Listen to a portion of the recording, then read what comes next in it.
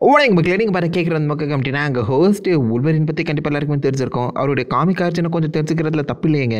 அந்த வகையில் இப்போதைக்கு உல்வரினோட காமிக் ஆர்ஜன் பவர்ஸ் அண்ட் வீக்னஸை பற்றி தான் மொத்தமாக பார்க்க போகிறோம். வீடியோ ஆரம்பிச்சிடலாம். நம்ம உல்வரினோட உண்மையான பேர் லோகன் நினைப்பீங்க. இல்லைங்க, ஜேம்ஸ் ஹவுலட் ஹட்சன். அவர் அப்பா ஜான் ஹவுலட், அம்மா எலிசபெத் ஹவுலட். இந்த கனடாலேயே ஒரு மிகப்பெரிய ஃபேமிலி இவங்கன்னு சொல்லலாம். ஹவுலட் எஸ்டேட்னு சொல்லி ஒரு பெரிய இடத்த ரன் பண்ணிட்டு இருந்தாங்க. அதில் எலிசபெத்துக்கு ஆல்ரெடி ஜான் ஜூனியர்னு சொல்லி பார்த்தீங்கன்னா ஒரு குழந்தை பிறந்திருக்கும். அந்த குழந்தை இறந்திருக்க அந்த காரணத்தினால இவளுக்கு மனநல அப்பயே பாதிக்கப்பட்டிருக்கும். அதை தொடர்ந்து இந்த பையன் ஜேம்ஸ் ஹவுலட் வந்து பார்த்தீங்கன்னா ரொம்பவே வீக்கான குழந்தையா தான் பிறக்கிறான். எப்பவுமே ஈஸியாக அவனுக்கு வந்து ஜுரம் காய்ச்சல்னு சொல்லி பார்த்தீங்கன்னா எல்லாமே வந்துடும். ஸோ அதனால இவனையும் தொடர்ந்து பார்த்துக்க முடியாத அளவுக்கு அவங்க அம்மா வந்து பார்த்தீங்கன்னா எப்போதுமே ஜேம்ஸை கொஞ்சம் ஒதுக்கி தள்ளுற ஒரு கேரக்டர் தான் இருந்திருக்காங்க. பாசம் கிடைக்காம நம்ம ஜேம்ஸ் ஏங்கும் போது இவனுக்கு ஒரு கம்பெனியன் இருந்தால் நல்லா இருக்குன்னு சொல்லி அவங்க அப்பா என்ன பண்றாருன்னா அனாதையா ஆக்கப்பட்ட ரோசான்னு சொல்லப்படுற ஒரு பொண்ணை இவனுக்கு சப்போர்ட்டிவா அண்ட் ஒரு கேர்டேக்கரா நியமிக்கிறாரு. அந்த பொண்ணு சின்ன பொண்ணு தான், பட் நம்ம ஜேம்ஸ் ஹவுலட்டுக்கு அவ ஒரு ஃப்ரெண்டாகவும் அதே சமயத்தில் ஒரு கேர்டேக்கராகவும் இருக்கா. அவங்களுடைய எஸ்டேட்டில் வேலை செஞ்சுட்டு இருந்த ஒருத்தரோட பேர் தான் தாமஸ் லோகன். அவனுக்கு ஒரு பையன் இருக்கான், டாக். தாமஸ் லோகனை பார்த்தோன்னே கண்டுபிடிச்சிருப்பீங்க நம்ம ஜேம்ஸ் ஹவுலட் யாரோட பையன்னு.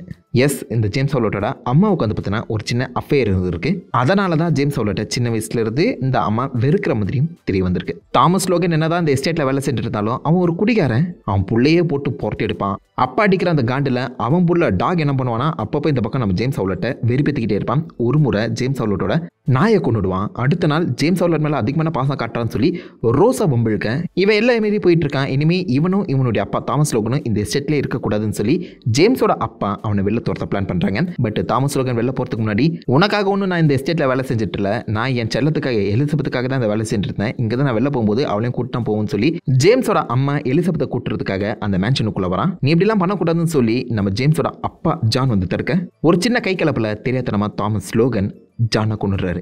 என்னுடைய அப்பாவை ஏன் கண் முன்னாடியே கொள்ற அப்படின்னு சொல்லி கோபத்தில் என்ன பண்ணுறதுன்னு தெரியாம ஜேம்ஸ் பாஞ்சு போய் தாமஸ் லோகனை வயிற்றிலே குத்துறான். வெறும் கையால தான் குத்துன மாதிரி இருக்கு. அதுக்கப்புறம் அவன் கீழே வந்து கையை பார்த்தா தான் கையிலேருந்து 3 எலும்பு கத்திகள் வெளில வந்திருக்கு. நம்ம ஜேம்ஸ் அவனுக்குள்ள இருக்க அந்த மியூட்டன் ஜீனை ட்ரிகர் பண்ணியிருக்கான். இப்போதைக்கு ஒரு மியூட்டட்டாக மாறுறான். கண் முன்னாடியே 2 ஹஸ்பண்டையும் இழந்த நம்ம எலிசபெத்துக்கு என்ன பண்ணுறதுன்னு தெரியாம நம்ம ஜேம்ஸ் ஹவுலட்டை அடித்து விரட்டிடுறாங்க. இனிமே என் கண்ணிலே படாதுன்னு சொல்லி அந்த பக்கம் நம்ம ஜேம்ஸை துரத்தி விட்டுட்டு மனநல பாதிக்கப்பட்ட அவங்க கீழே இருந்த அந்த ஷார்ட் கன் எடுத்து தண்ணி சுட்டுக்கிட்டு இறந்துடுறாங்க. ஒரே ராத்திரியில் நம்ம ஜேம்ஸ் ஹவுலட்டோட அப்பா அம்மா எல்லாருமே இறந்துடுறாங்க. அவருக்கு என்ன பண்ணுறதுன்னு தெரியல.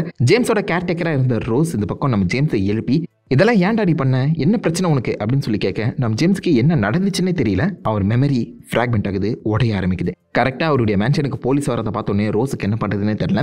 ஜேம்ஸோட தாத்தா, இந்தாமா கொஞ்சம் காசு இருக்கு, இதை வச்சுக்கிட்டு இவனை எப்படியாச்சும் இங்கிறது கொண்டு போய் புழைக்க வச்சிரு அண்ட் திரும்பி என் கண்ணில் படுறாதீங்க அப்படின்னு சொல்லி நம்ம ரோஸ் அண்ட் ஜேம்ஸ் அங்கிருந்து துரத்தி அனுப்பேன். ரோஸ் ஜேம்ஸோட ஒன்னா சேர்ந்து பக்கத்தில் இருக்கக்கூடிய ஒரு மைனிங் கிராமத்துக்கு போகிறாங்க.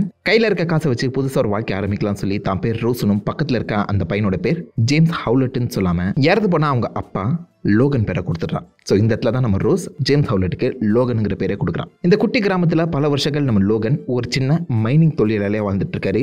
அதிவேகத்தில் வேலை செய்யக்கூடியவர். ஒரு இடத்த காமிச்சா போதும் அந்த இடத்த தோண்டி துளாவி எடுத்துருவாரு. ரொம்ப டெடிக்கேட்டடாக வேலை செய்யக்கூடிய ஒரு ஆள்.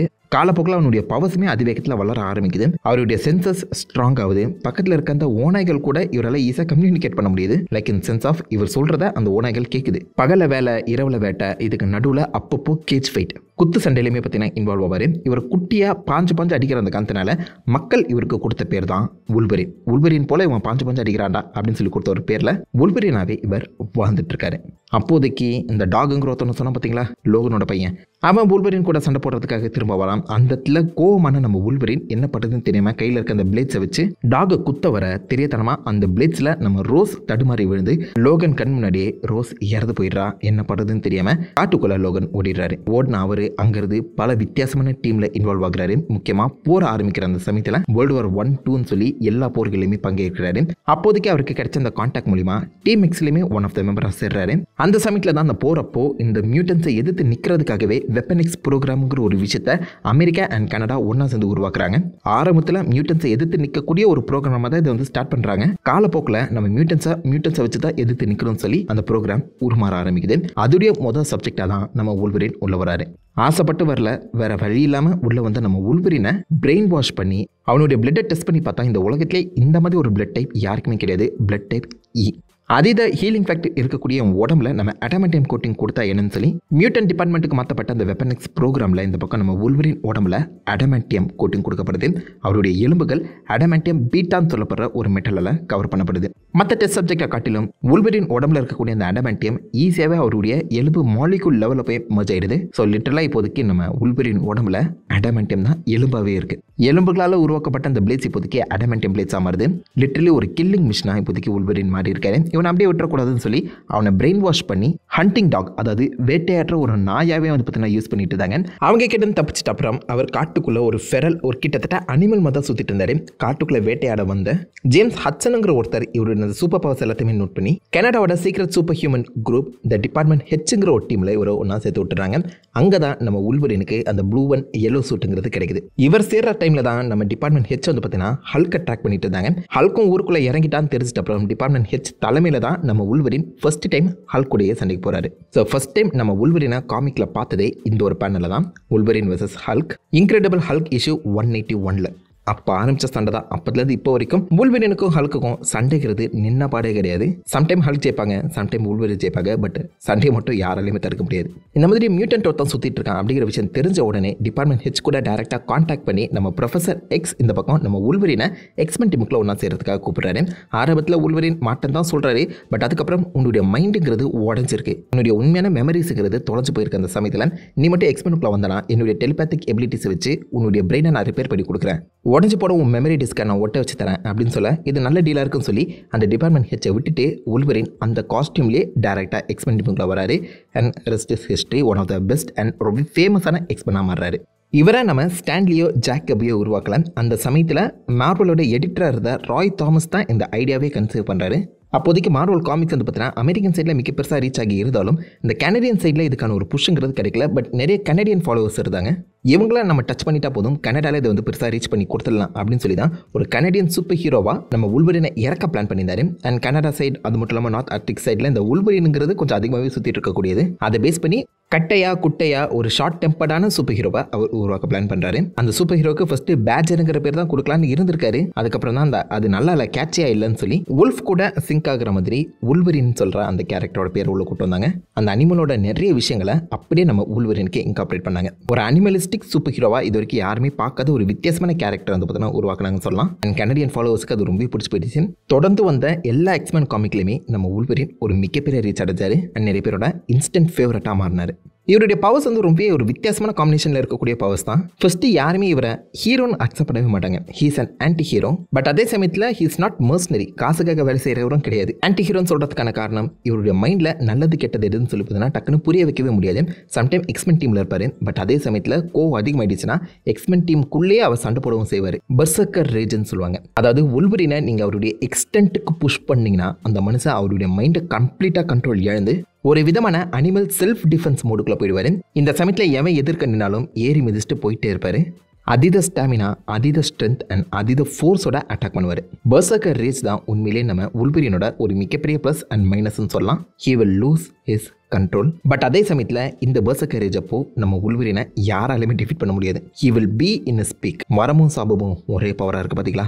அதோடது ஆப்வியஸாக என்ஹான்ஸ் சென்சஸ் இருக்குது. ஆல்மோஸ்ட் லைக் 2-5 கிலோமீட்டர் தூரத்தில் ஏதாவது நீங்கள் ஒரு ஆப்பில் வச்சாலும் அது ஈஸியாகவே இந்த பக்கம் நம்ம உல்வரினால மோப்பம் பிடிச்சிட்டு வந்துட முடியும். அதனாலேயே he is an excellent tracker. யாராவது தொலைச்சு போயிட்டாங்கன்னா அவங்களுடைய ஸ்மெல்லை வச்சு இந்த பக்கம் நம்ம உல்வரினால ட்ராக் பண்ணிட்டு வர முடியும். ஸ்மெல் மட்டும் இல்லை, காதுமே சூப்பராக கேட்கும். செம ஷார்ப்பான காதுகள், கண்களுமே மற்ற மனிதர்களோட செம ஷார்ப்பாக தெரியும்னு சொல்கிறாங்க. ஸோ ஓவராலாகவே எக்ஸலன்ட் சென்சஸ் இருக்குது அண்ட் எக்ஸலன்ட் ஹீலிங் ஃபேக்டருமே இருக்குது. ஆப்வியஸாக எல்லாருக்குமே தெரிஞ்சிருக்கும்னு நினைக்கிறேன். பட் அகைன் நம்ம டெட்பூல் அளவுக்கு பவர்ஃபுல்லான ஹீலிங் ஃபேக்டர் சொல்ல முடியாது. அதாவது நீங்கள் டெட்பூலோட தலையை வெட்டி எடுத்தா அது திரும்ப வளர்ந்துடும். பட் உல்வரினுக்கு அப்படி வளராதுங்க. கைகளை நீங்கள் வெட்டி எடுத்தா நம்ம உல்வரினுக்கு அந்த இடத்துல புது கையெல்லாம் முளைக்காது. பட் வெட்டி எடுத்த அந்த கையை நீங்கள் திரும்ப ஒட்ட வச்சிடலாம். ஸோ அந்த மாதிரி ஒரு ஹீலிங் ஃபேக்டர் தான். வெட்டி எடுக்கிறதும் கஷ்டம். ஏன்னா ஒரு உடம்புல அடமெண்டியம் இருக்குது. அடமெண்டியத்தை எதாலையுமே ஈஸியாக உடைக்கவே முடியாது. ஒரு கட்டத்தில் ஒரு காட் லெவல் பவர் இருக்க ஒருத்தன் நம்ம உல்வரினை ரெண்டாக பிச்சு போட ட்ரை பண்ணுவான். நம்ம ஹல்க்குமே பல இடங்களில் அந்த உல்வரினை ரெண்டாக பிச்சு போட ட்ரை பண்ணியிருக்காப்ல.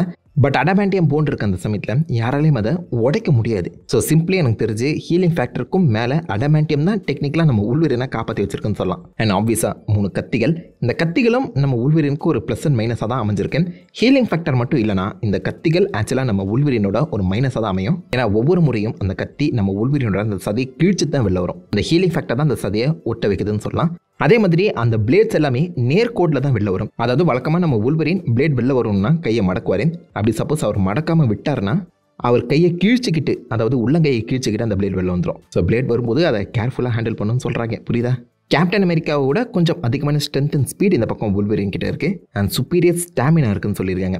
எவ்வளோ நேரம் வேணாச்சு இந்த பக்கம் வூல்வரினால் டயர்ட் ஆகாமல் இறங்கி சண்டை பண்ண முடியும். அண்ட் ஹீலிங் ஃபேக்டர் பல வருஷங்கள் இந்த பக்கம் நம்ம வூல்வரினை உயிரோடு வச்சிருக்கேன். அதே மாதிரி கொஞ்சம் டெலிபத்திக்கல் ரெசிஸ்டன்ஸாகவும் அவரை மாற்றிருக்கு. ஐ மீன் மற்ற டெலிபத்ஸ் கிட்ட இருந்து ஒரு 30 to 40% நம்ம வூல்வரினால் ரெசிஸ்ட் பண்ண முடியும். அதுக்கும் அந்த ஹீலிங் ஃபேக்டர் தான் காரணம்னு சொல்கிறாங்க. அண்ட் மற்ற மிருகங்களை இவரால் புரிஞ்சுக்க முடியும்னு சொல்கிறாங்க. அண்ட் அவர் உடம்புல பெருசாக எந்த ஒரு விஷமும் பாயாதான். ஆப்வியஸாக செல்ஃப் ஹீலிங் பவர் இருக்குல்ல. ஸோ அதனால் நம்ம வூல்வரினால் பல வருஷங்கள் எந்த ஒரு பிரச்சனையுமே இல்லாமல் ஈஸியாக சர்வைவ் ஆக முடியும். நம்ம வூல்வரின் பிறந்தது 1800s. ஸோ இப்போதைக்கு இருக்க டைமில் எப்படி பார்க்கும்போது வூல்வரினுக்கு 250+ இயர்ஸ் ஏஜ், 200 வயசையும் தாண்டி போயிட்டு இருக்கு. இதே வூல்வரினுக்கு பல மைனஸ் இருக்குது. மிக முக்கியமான ஒரு மைனஸாக நான் பார்க்குறது மெமரி லாஸ். வூல்வரின் உண்மையான அந்த அவருடைய வாக்கிய வரலாறு என்னன்னு சொல்லி தெரியாத ஒரு ஆள், எது உண்மை எது பொய்ன்னு சொல்லி அவரால் ஈஸியாக பிரித்து பார்க்கவும் முடியாது. அவர் மூளை வந்து பார்த்தீங்கன்னா டக்குன்னு இறங்கி சண்டை செய்ய தான் சொல்லுவான். ஏன்னா வூல்வரினோட மூளை அந்தளவுக்கு உடஞ்சிருக்கு. பல ட்ராமாஸ் அண்ட் PTSD பாதிக்கப்பட்ட நம்ம வூல்வரினுக்கு மெமரி ஒரு மிகப்பெரிய மைனஸ். அதே மாதிரி அவர் உடம்புல இருக்க அடமண்டியம் கோட்டிங், அது ஒரு மேக்னெட்டிக் மெட்டீரியலாக இருக்க அந்த சமயத்தில் மேக்னெட்டோ ஈஸியாகவே வூல்வரினை கண்ட்ரோல் எடுத்துடுவார். அண்ட் இப்போ லேட்டஸ்ட்டாக ரிலீஸ் ஆன டெட்பூல் அண்ட் வூல்வரின் படத்துலையும் நீங்கள் பார்த்துருப்பீங்க. ஜஸ்ட் ஒரு மேக்னெட்டை வச்சு இந்த பக்கம் நம்ம வூல்வரினை ஈஸியாகவே கண்ட்ரோல் எடுத்துருப்பாங்க. ஸோ வூல்வரின் உங்களை அட்டாக் பண்ண வராரு, அவர் உடம்புல அடமண்டியம் போன் இருக்குன்னு தெரிஞ்சாலே போதும், சிம்பிளாக ஒரு மேக்னெட்டிக் கேஸ் உருவாக்கி நீங்கள் வூல்வரின் கிட்ட தப்பிச்சிடலாம், இல்லை வூல்வரினை அடைச்சி வச்சிடலாம். மேக்னெட்ஸ் இந்த பக்கம் நம்ம வூல்வரினுக்கு ஒரு மிகப்பெரிய மைனஸ். அதே மாதிரி அந்த அடமண்டியம் இவருடைய போன் மேரோட கனெக்ட் ஆகியிருக்க அந்த சமயத்தில் அது கொஞ்சம் கொஞ்சமாக நம்ம வூல்வரினோட ஹீலிங் ஃபேக்டரியுமே உடச்சிட்டு இருக்கு. ஐ மீன் லிட்டரலாக அவர் உடம்புல இருக்கக்கூடிய அடமண்டியம் நம்ம வூல்வரினை பாய்சன் பண்ணிட்டு இருக்கு. இதை அடமண்டியம் பாய்சனிங் சொல்லுவாங்க. கிட்டத்தட்ட அடமண்டியம் நம்ம வூல்வரினை கொஞ்சம் கொஞ்சமாக கொண்டுட்டு இருக்கு, கேன்சர் மாதிரி. இதே அடமண்டியம் நம்ம வூல்வரினை கொஞ்சம் ஹெவியாகவும் மாற்றிருக்கு. சூப்பர் ஸ்ட்ரென்த் சூப்பர் ஸ்பீட் அவருக்கு தரையில் இருந்தாலும் தண்ணியில் அவரால் ஈஸியாக மிதக்க முடியாது. சிம்பிளாக ட்ரவுன் ஆகிடுவார், அதாவது மூழ்கிடுவார். ஸோ நீங்கள் வூல்வரினை மூழ்கடிச்சும் கொள்ளலாம். மூழ்கும் போது ஹீலிங் எபிலிட்டி அவர் மூளைக்கு போகிற அந்த ஆக்சிஜனை சரி செய்யாது. ஸோ அந்த ஒரு காரணத்தினால நம்ம வூல்வரினே ஒரு கட்டத்தில் அக்செப்ட் பண்ணியிருக்காரு, ஏன்னா நீங்கள் மூழ்கடிச்சு கொண்டுடலான்னு. பவர்ஃபுல்லான சூப்பர் ஹீரோ தான், பட் ஒரு மேக்னெட்டை வச்சு ஈஸியாகவே நீங்கள் இந்த பக்கம் நம்ம வூல்வரினை டிஃபீட் பண்ணிடலாங்க. பட் இந்த மாதிரி வீக்னஸான ஒவ்வொரு ஹீரோவும் பெஸ்ட்டாக மாற்றுது. ஸோ அந்த வகையில் வூல்வரின் என்னுடைய ஆப்சல்யூட் ஃபேவரட் சூப்பர் ஹீரோ. காமிக்கில் குட்டையாக இருப்பார், பட் படத்தில் பெருசாக இருந்தாலும் ஹியூ ஜாக்மேன் பெர்ஃபெக்டாகவே அந்த ஒரு வைபை, அந்த ஒரு ஃபெரல் நேச்சரை நம்ம ஸ்க்ரீனில் கொண்டு வந்துட்டாருன்னு சொல்லலாம். அதனால தான் ஹியூ ஜாக்மேனை வூல்வரினை நிறைய பேருக்கு பிடிச்சிருக்கேன். பாசிபிளி ரீகேஸ் பண்ண மாட்டாங்கன்னு நினைக்கிறேன். ஸோ எத்தனை பேருக்கு ஹியூ ஜாக்மேன் வூல்வரினை பிடிக்கும், அதுவும் அந்த எல்லோ அண்ட் ப்ளூ சூட்டில் எப்படி இருந்தாரு சொல்லி ஒரு தாசமாக இருக்க வைக்கல காம் பண்ணிட்டு அந்த லைக் பண்ணி தட்டி விடுங்க. உங்களை நல்ல ஒரு அசமான ஒரு நிலைமை பண்ணிட்டு இருக்கும். ஹேஃப் அண்ட் கைஸ் வட்ட